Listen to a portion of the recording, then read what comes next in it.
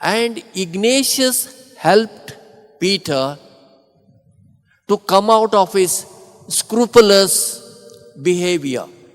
Because he has to get lot of scrupulous things. Shall I do this? Have I done the right thing? He has to get sexual thoughts. Shall I become a priest? Shall I become a doctor? Shall I become a lawyer? Or shall I become a teacher? What shall I do? All confused. So Ignatius of Loyola helped Peter Faber to discern the will of God in his life. And then he joined Ignatius. He was the first companion of Ignatius. He was ordained in the year 1534. He was the first priest.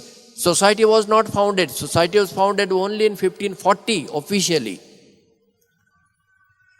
Since he was a great scholar, Pope Paul III, who had approved the society, sent him to Italy to go there and bring change in the life of the priests and the people.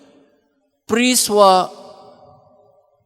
had become very lazy, not leading a good life. Due to that, people also became like that. So, Peter Faber went there. He preached.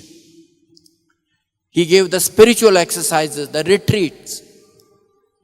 The priests changed, the people changed, and there was such a demand from priests and people to give retreats.